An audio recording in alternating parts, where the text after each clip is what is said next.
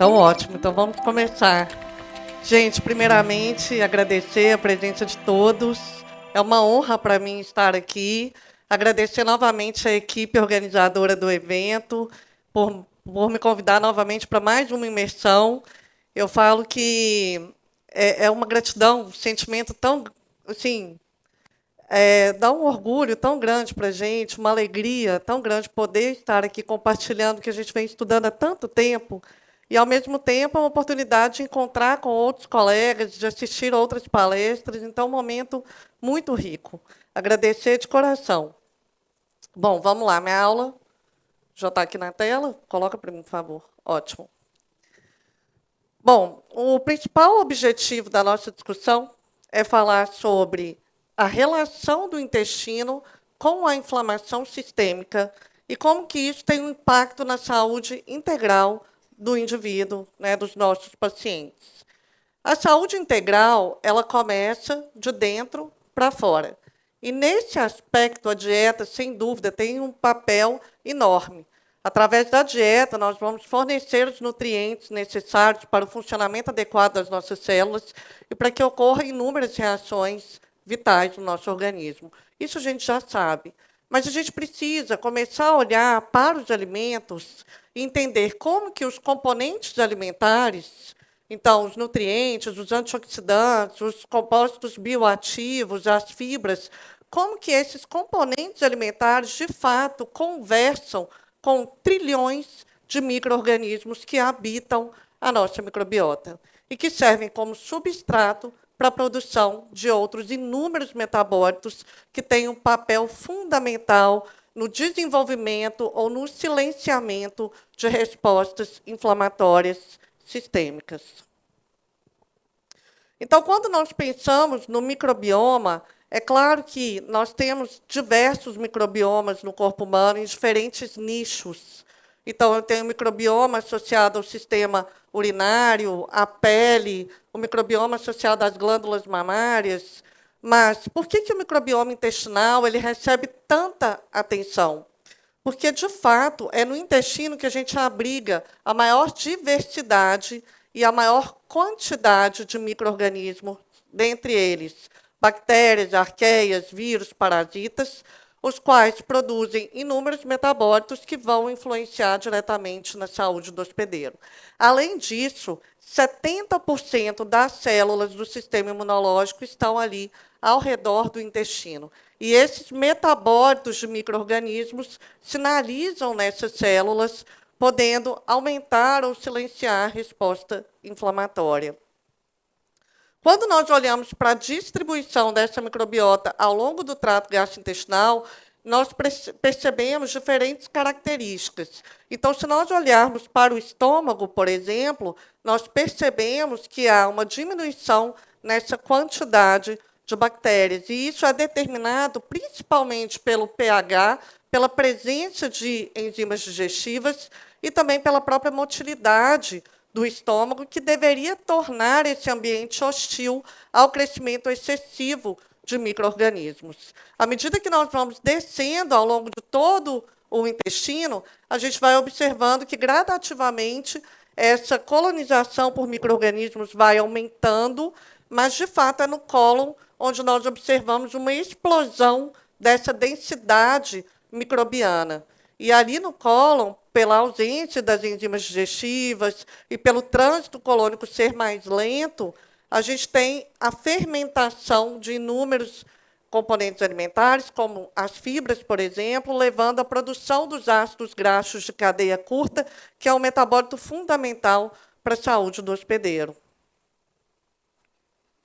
Bom, a nossa microbiota ela começa a ser formada ainda no ambiente intrauterino. Então, de fato, a microbiota da mãe ela interfere nessa colonização ainda no ambiente intrauterino. Então, se essa mãe tem vaginose recorrente, se é uma mãe que tem periodontite, outras infecções, isso já está moldando um ambiente que esse bebê, né, cresce através da circulação intrauterina.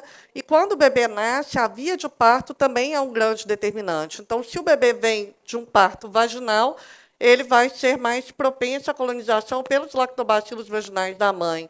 Se ele vem de um parto cesariano, ele fica mais susceptível à infecção por estafilococcus do ambiente hospitalar.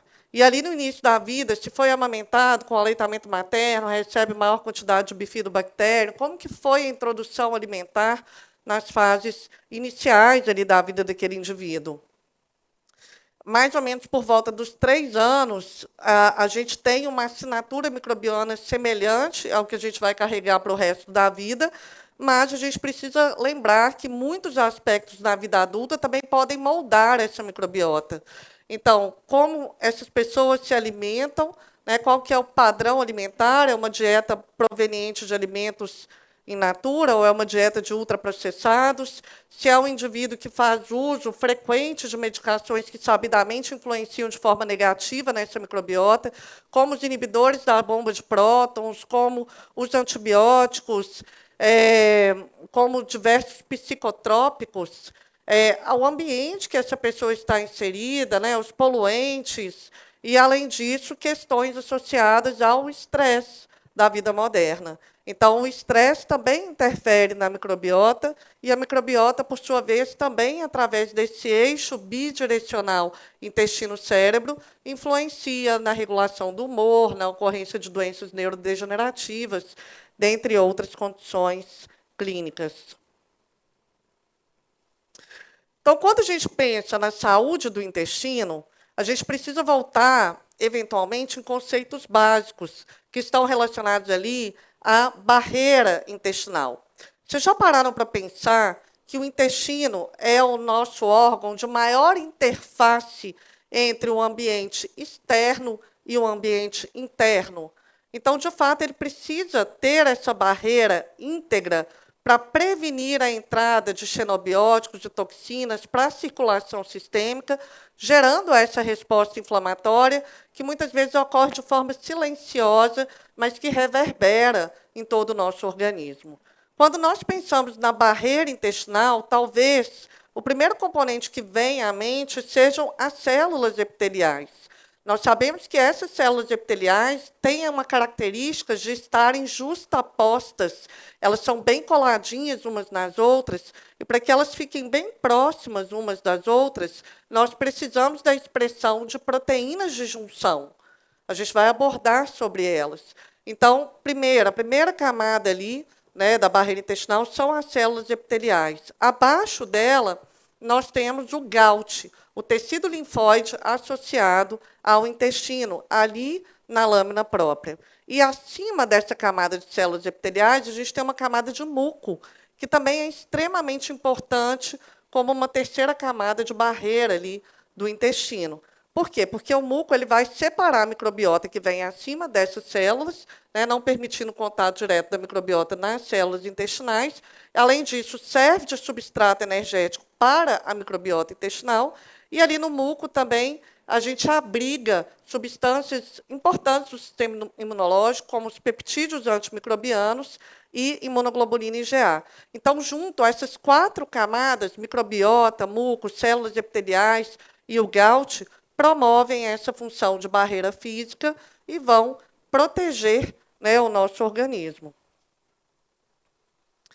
E aí eu comentei com vocês que as células epiteliais dependem, então, da expressão de junções, né, de proteínas de junções, para que elas fiquem bem próximas umas das outras. Então, essas proteínas de junções, nós temos as tight junctions, claudina, zonulina e ocludina.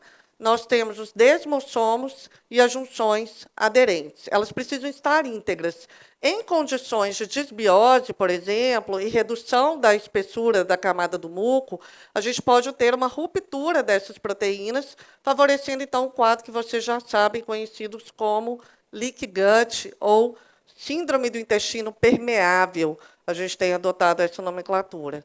E a gente precisa destacar, então, os inúmeros nutrientes que são importantes para a manutenção dessa integridade da função de barreira intestinal, como a glutamina, a glicina, os aminoácidos de cadeia ramificada, as fibras prebióticas, o zinco, a vitamina D, outras vitaminas. Então, de fato, quando a gente pensa em começar a modular o intestino, a gente precisa garantir uma nutrição adequada, aporte de nutrientes adequado, seja via dieta e, muitas vezes, com auxílio de suplementação, que a gente detalha aqui ao longo da nossa discussão.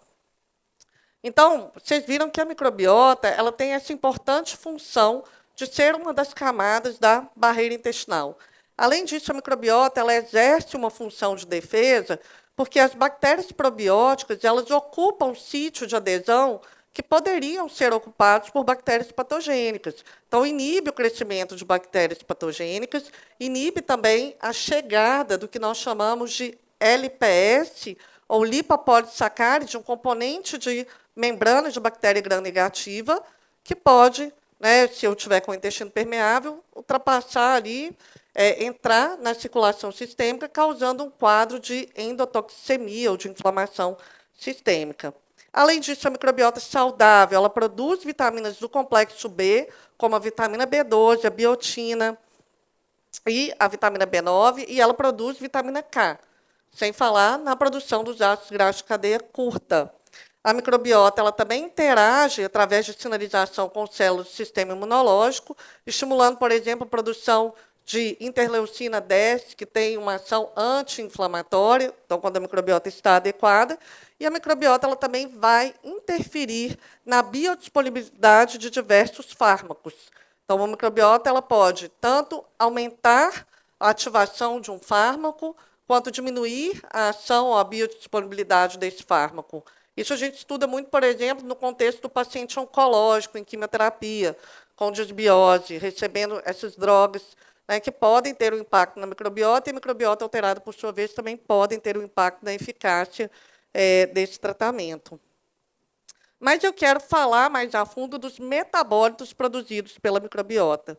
Um dos metabólitos que a gente vai conversar é sobre os sais biliares secundários, tá? Ou ácidos biliares secundários. Bom, os ácidos biliares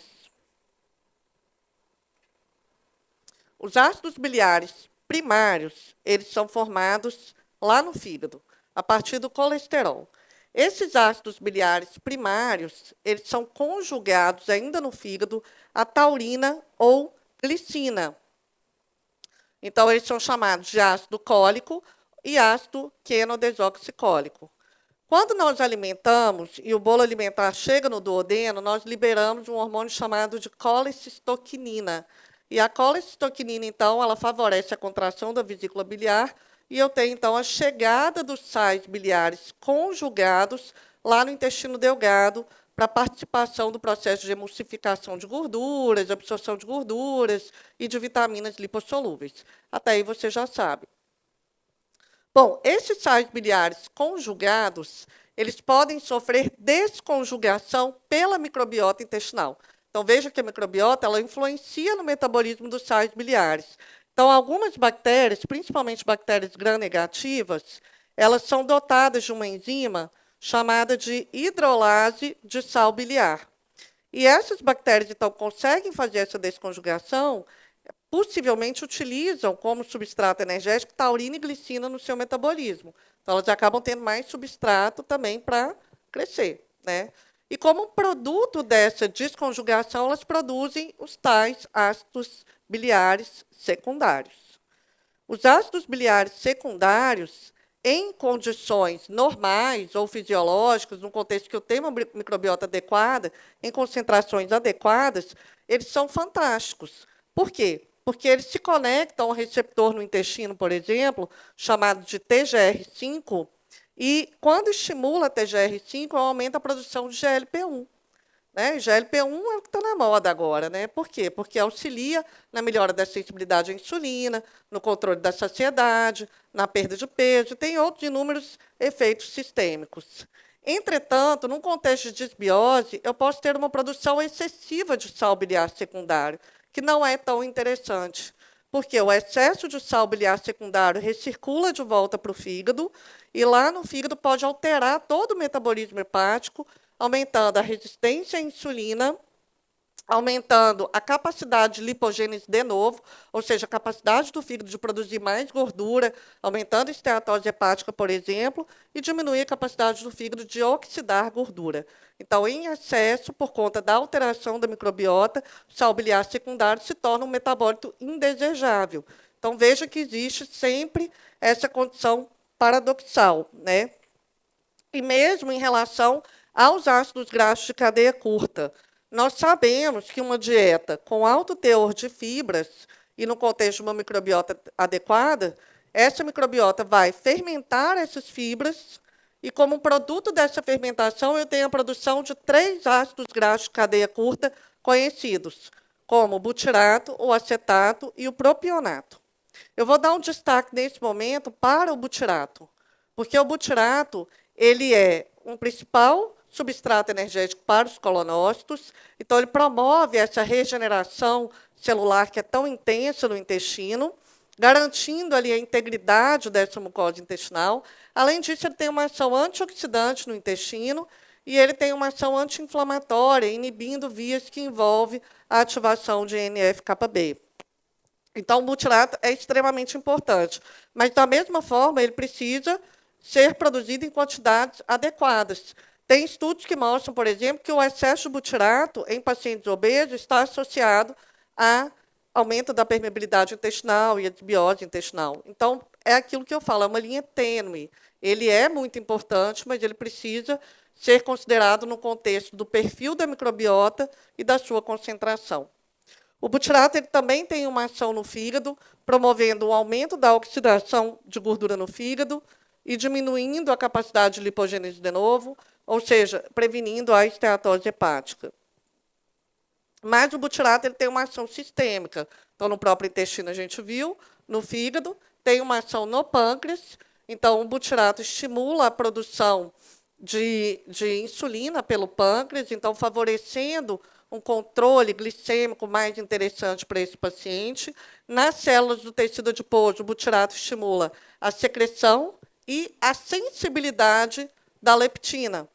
Porque, por exemplo, pacientes obesos, a gente sabe que tem uma produção alta de leptina, mas há uma resistência à leptina. Aqui o butirato melhora essa sensibilidade à insulina no tecido adiposo, o que vai promover uma diminuição do armazenamento de gordura, um aumento da taxa metabólica basal do paciente, e vai ser muito interessante para melhorar, né, o processo de emagrecimento desse paciente. O butirato também pode ultrapassar a barreira hematocefálica, influenciando em mecanismos de controle da saciedade. Como que nós podemos, do ponto de vista prático, aumentar essa produção pela microbiota de butirato? Um modelo dietético que tem sido muito estudado para isso é a dieta do Mediterrâneo, que sabidamente é uma dieta rica em grãos, rica em fibras, né, provenientes de frutas e vegetais, com baixo teor de carne vermelha, rica em compostos fenólicos, devido ali à presença do azeite, de oleaginosas, desses vegetais e o próprio resveratrol. Então, os estudos com dieta do Mediterrâneo demonstram que essa dieta é capaz de aumentar a população de bifidobactério e também aumentar a população de bactérias que são produtoras de butirato, como a Fecaliobacterium prausnitzii e a Roseburia, que são bactérias marcadoras de saúde. Bom, um outro metabólito que a gente vai conversar um pouquinho é em relação ao triptofano. Então, vejam que a microbiota, além de fermentar ou utilizar carboidratos, né, nos seus processos, ela também pode utilizar aminoácidos. Um desses aminoácidos que a gente vai conversar aqui é o triptofano. Então, ela utiliza o triptofano para a produção de indóis, que tem ação principalmente também ali fortalecendo a barreira imunológica, mas também uma ação interessante na produção, né, como precursor ali na produção de serotonina. Então, 90% da serotonina no nosso corpo ela é produzida no intestino, seja ali por estímulo da microbiota e também nas células enterocromafins. Então, a própria microbiota estimula as células enterocromafins a produção de serotonina a partir do metabolismo do triptofano. E essa serotonina no intestino, ela tem uma ação muito conhecida na regulação da motilidade, da sensibilidade visceral. Então, ela é fundamental para o funcionamento do intestino. Mas ela pode, através do eixo intestino-cérebro, influenciar de alguma maneira o cérebro, né, principalmente via nervo vago ou via estímulos endócrinos, né? Bom, além da serotonina, o intestino produz outros inúmeros neurotransmissores. A própria microbiota utiliza, então, os substratos provenientes da dieta na produção, por exemplo, de GABA, na produção de outros neurotransmissores que vão participar principalmente da regulação do apetite do indivíduo. Então, isso tem uma importância muito grande quando a gente pensa no manejo da obesidade via modulação dessa microbiota intestinal. Então, o que a gente poderia pensar é que um estado de eubiose intestinal, se é que é possível a gente ter um equilíbrio total da nossa microbiota, né, está associado a desfechos clínicos positivos, né, a uma modulação favorável ali do sistema imunológico e uma redução da resposta inflamatória. Entretanto, o contrário, que seria a disbiose intestinal, definida por uma alteração quantitativa ou qualitativa dessa microbiota, está associada a inúmeras condições de doenças. E por que isso? Porque essa disbiose, essa microbiota disbiótica, leva a uma diminuição, um comprometimento do muco, né, daquelas células intestinais, e uma ativação excessiva e exagerada do sistema imunológico associado ao intestino, que vai culminar numa produção excessiva de citocinas pró-inflamatórias. E é o que eu disse, essa inflamação que começa ali no intestino, ela vai reverberar, né, para todo o organismo. E não é à toa que hoje, quando a gente vai estudar intestino, a gente vê toda hora um artigo publicado, eixo intestino-tireoide, eixo intestino-rim, eixo intestino-fígado, eixo intestino-cérebro. Né? Então, realmente, esses eixos intestinais, né, onde a gente começa essa alteração da microbiota, essa inflamação, nos mostra, né, evidencia como que inúmeras doenças que a gente lida no dia a dia podem ter um início ali, muitas vezes silencioso, na saúde intestinal do nosso paciente. Então, a importância da gente modular esse intestino. Sem dúvida nenhuma, o maior determinante da microbiota intestinal é a dieta. Então, uma dieta anti-inflamatória, como a dieta do Mediterrâneo, que a gente conversou, ela realmente traz substratos muito favoráveis para o crescimento de bactérias benéficas. Né? Não somente as fibras, mas hoje a gente entende como os polifenóis, né? Os flavonoides, então a quercetina, a epigalocatequina 3-galato, a antocianina. Então, todos esses compostos bioativos têm também uma ação prebiótica, semelhante às das fibras, né, modulando essa microbiota. Mas, por outro lado, uma dieta alta em açúcares refinados, então farináceos, açúcares, né, uma dieta alta em proteína animal, que é uma preocupação que eu tenho, né, hoje está na moda, tudo é proteína, mas o quanto de proteína, de fato, os nossos pacientes estão consumindo? Como que anda a qualidade da microbiota desses pacientes? Será que nós estamos olhando para isso também? Não estou dizendo que a proteína não é importante, mas nós sabemos que a fonte de proteína ela tem um papel muito importante na modulação da microbiota. Os aditivos alimentares também são disruptores da microbiota, também estão associados ao aumento de fatores de virulência, aumento de endotoxemia e aumento dos níveis circulantes de LPS da resposta inflamatória. Então, o primeiro passo é orientar a dieta, pedir para o paciente reduzir muito esse consumo de frutose. E o paciente ele precisa entender de que frutose nós estamos falando. Gente, coloquem na cabeça de vocês, o açúcar é um disacarídeo, onde 50% dessa molécula é constituída de frutose. Então, não estou falando que o paciente não vai comer fruta, pelo amor de Deus. Eu estou falando para eles reduzir o consumo dos ultraprocessados, ou, preferencialmente, eliminá-los. Porque nós sabemos que essas bebidas açucaradas, os produtos de panificação, né, os salgadinhos da vida, têm um alto teor de frutose. E o que a frutose faz no intestino?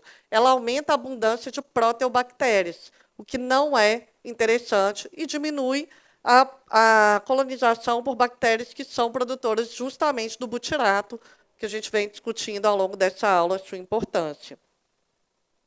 Em relação à proteína animal, o consumo excessivo de proteína animal, principalmente carnes, na dieta, está associado também a um desequilíbrio aqui da microbiota, com uma diminuição de bactérias que são marcadores de saúde e produtores de butirato, como a rosebúria, por exemplo.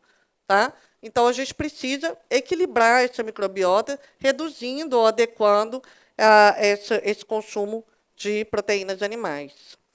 E, além disso, o excesso de proteína animal acaba fornecendo substrato para a microbiota produzir trimetilamina, como, por exemplo, a carnitina e a colina.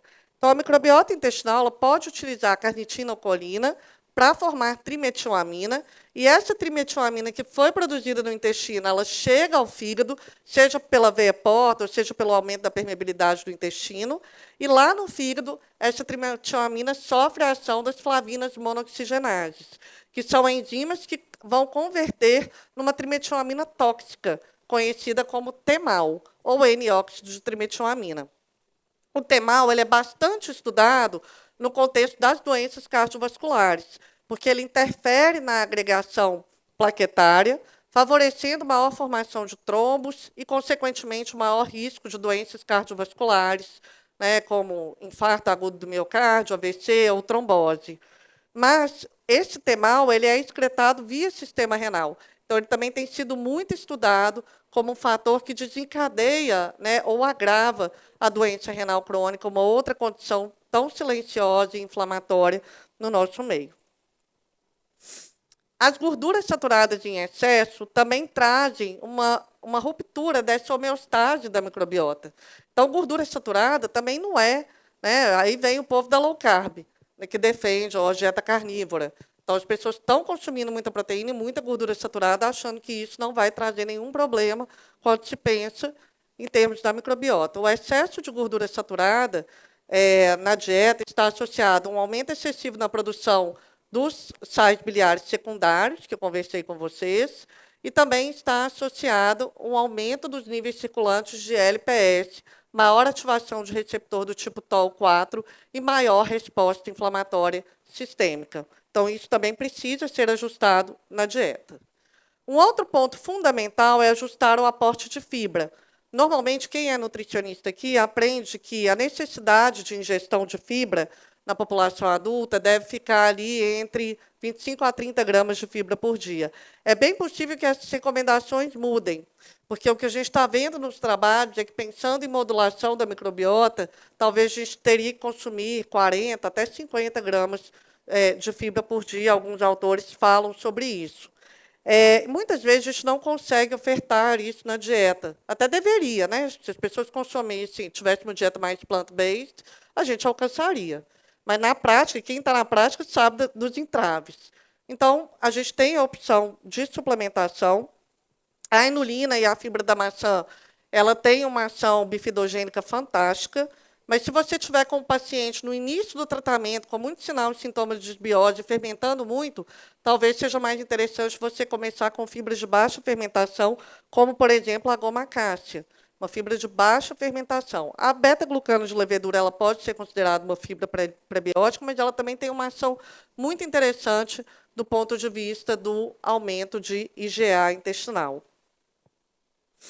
Bom, um outro nutriente fantástico quando a gente pensa em modular essa permeabilidade intestinal é a suplementação de glutamina. A dose usual é de 5 gramas ao dia ou 0,08 gramas de glutamina por quilo de peso.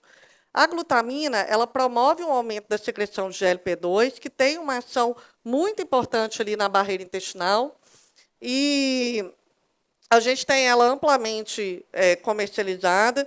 E, no caso, a gente pode utilizar a glutamina separada ou associada à fibra e outros componentes que vão prover ali vantagem para a correção da permeabilidade intestinal, como a gente vê, por exemplo, no Guardian. A glicina é um outro aminoácido que, assim como a glutamina, também estimula a secreção de GLP-2 e, portanto, favorece essa integridade da barreira, favorece o aumento da expressão das proteínas de junção. Tá? E a glicina ela pode ser utilizada junto com a glutamina. As doses usuais de prescrição variam de 3 gramas a 4, 5 gramas. Uma outra forma da gente ofertar a glicina é na prescrição do colágeno, proteína de colágeno. Em média, 20 gramas de proteína de colágeno vai me dar quase 4 gramas de glicina. Bom, a glutamina ela tem uma ação ainda otimizada quando na presença da leucina e de outros aminoácidos de cadeia ramificada. Os aminoácidos de cadeia ramificada eles também são fundamentais para essa função de barreira. Na verdade, eu diria que todos os aminoácidos são fundamentais ali, né? Então, a gente pode ter a opção de, muitas vezes, principalmente aqueles pacientes que não toleram, porque tem paciente que, às vezes, você até aumenta um pouquinho o aporte de proteína na dieta, por exemplo, proteína vegetal, e o paciente fermenta muito. Ou mesmo a proteína animal, quando é um paciente muito desbiótico, ele tem uma baixa digestibilidade de proteína animal. Então, os aminoácidos essenciais, eles são bem interessantes para esses pacientes, porque facilitam o processo digestivo e a utilização desses nutrientes ali para a barreira intestinal. Bom, saindo um pouquinho do contexto dos aminoácidos, a gente destaca a importância da suplementação de diversas vitaminas para modulação do epitélio intestinal. A vitamina D foi demonstrado que baixos níveis de vitamina D prejudica o funcionamento das células de Paneth. As células de Paneth são células intestinais que estão associadas à produção de peptídeos antimicrobianos. Além disso, baixos níveis de vitamina D também estão associados a uma redução da espessura do muco. Nesse contexto, a deficiência de vitamina D ela pode ocasionar o aumento da permeabilidade intestinal, o aumento da translocação bacteriana e das suas toxinas, gerando um quadro de inflamação sistêmica. Então, é importante que a gente avalie os níveis de vitamina D dos nossos pacientes e faça uma prescrição ajustada, pensando também na microbiota ou na integridade da função de barreira intestinal. Além da vitamina D, a gente dá um destaque, na verdade, para todas as vitaminas lipossolúveis. Então, a vitamina A, a vitamina E, ela também tem um papel nessa regeneração das células intestinais. Então, fundamentais a adequação disso tudo. Eu gosto muito do Restaure na prática clínica, porque ele é um suplemento onde a gente vai conseguir, né, ao mesmo tempo, trabalhar os níveis de vitamina A, D, E e K dos nossos pacientes. Mas as vitaminas hidrossolúveis, algumas vitaminas do complexo B e vitamina C, também modulam essa diversidade microbiana do intestino e, portanto, também se fazem necessários, né, os ajustes. Idealmente, a gente avaliar, investigar, através do consumo alimentar ou através de exames, a necessidade da gente também suplementar esses nutrientes. O zinco ele tem um papel de destaque quando a gente pensa nesse turnover das células intestinais. O zinco é fundamental, é um nutriente importantíssimo para essa renovação celular do intestino. Portanto, pacientes onde você suspeita desse aumento da permeabilidade intestinal, não pode faltar a prescrição do zinco, tá? Então, é importante fazer esse ajuste também. E o magnésio? A gente tem estudos experimentais que demonstram que baixos níveis de magnésio estão associados a uma menor colonização por bifidobactério. Além disso, nós já reconhecemos a importância dos níveis de magnésio para um funcionamento ajustado do eixo intestino-cérebro.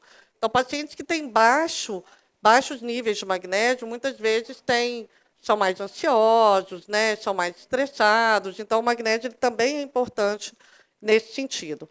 Nós temos um dado de um estudo que demonstrou que a suplementação de magnésio em indivíduos obesos com ou sem diabetes teve uma melhora tanto da composição quanto da funcionalidade da sua microbiota intestinal. Portanto, o magnésio também é fundamental para esses pacientes. Eu quero dar um destaque agora para os nutrientes, os suplementos que têm uma ação antioxidante. Dentre eles, a gente vai discutir sobre a N-acetilcisteína. Nesse estudo, os autores induziram no modelo experimental a cirrose hepática. Nós sabemos que o paciente cirrótico ele é um excelente modelo de permeabilidade intestinal e de desbiose intestinal. A maioria tem SIBO, inclusive, que é um fator que precipita a encefalopatia. Então, nesse estudo, o uso da suplementação com NAC protegeu em relação à permeabilidade intestinal, reduziu a translocação de LPS, ou seja, reduziu a endotoxemia e a inflamação sistêmica. Então, o NAC também parece ser extremamente relevante quando nós pensamos na modulação dessa barreira intestinal. O ômega 3 ele já é bem conhecido por sua ação anti-inflamatória, com certeza vocês trabalham com suplementação de ômega 3, mas a gente também tem dados que reforçam que o ômega 3 ele pode modular a microbiota intestinal, melhorando a relação firmicutes-bacteroidetes, melhorando a produção de bactérias, aumentando a população de bactérias que produzem butirato, portanto, favorecendo um ambiente intestinal mais adequado. Então, também lembrar da suplementação de ômega 3 em pacientes com disbiose e em pacientes com sinais de aumento da permeabilidade intestinal. E a coenzima Q10, esse trabalho é de agora, de 2025, que também demonstrou que a coenzima Q10 ela tem um potencial bem interessante na modulação desse ambiente intestinal, promovendo um aumento da resposta antioxidante, promovendo uma melhora da imunidade inata no intestino, melhorando a barreira intestinal, diminuindo o quadro de permeabilidade intestinal, e que, portanto, os autores até comentam que muitos estudos devem surgir em relação à utilização da coenzima Q10 na síndrome do intestino irritável, na colite e em outras doenças inflamatórias intestinais, além da obesidade. E lembrando que, para aqueles pacientes que têm dificuldade de utilizar as cápsulas, né, para suplementação de coenzima Q10, a Central Nutrition também traz a opção da gente trabalhar a suplementação em gotas. Bom, e para concluir a minha fala, a gente não pode deixar de pensar na relação entre sono e microbiota. Então, vocês viram que a microbiota está conectada ao que nós comemos, ao ambiente que a gente vive, de onde nós viemos, como nascemos, mas a qualidade do sono, também cada vez mais a gente observa essa conexão, que também é bidirecional. Então, se a microbiota está desregulada, isso pode ter um impacto na qualidade do sono, e se o sono é desregulado, isso também provavelmente vai aumentar a colonização por bactérias pró-inflamatórias, e a privação do sono ela também tem um impacto muito negativo na motilidade intestinal, que influencia, né, na microbiota, e no metabolismo dos sais biliares que nós discutimos. E, por outro lado, a microbiota inadequada pode promover maior produção de metabólitos que podem ultrapassar a barreira hematocefálica, causando neurodegeneração, aumento do cortisol, influenciando de forma negativa no sono. Portanto, a gente precisa estar atento à adequação dos nutrientes que podem tanto nos auxiliar na modulação do sono e que também vai acabar nos auxiliando na modulação da microbiota. Um destaque para a glicina, para o triptofano, para a vitamina B6, B12, para o magnésio, para o inositol, para a taurina e para a teanina, que juntos vão promover o maior relaxamento, a maior produção de melatonina e uma melhor qualidade do sono. Bom, e para terminar a minha fala, a gente costumava dizer, né, nós somos aquilo que nós comemos. Mas, a partir de hoje, eu quero que vocês comecem a compreender melhor que, na verdade, nós somos aquilo que as nossas bactérias comem e produzem. O impacto desses metabólitos na nossa saúde. Entender a microbiota intestinal não é mais sobre bactérias. É sobre genética, imunologia, inflamação e saúde sistêmica. Nós somos o que nossas bactérias comem. Obrigada. Muito obrigada, Silvia, por essa aula fantástica. Obrigada a você. A gente pôde ver, né, gente?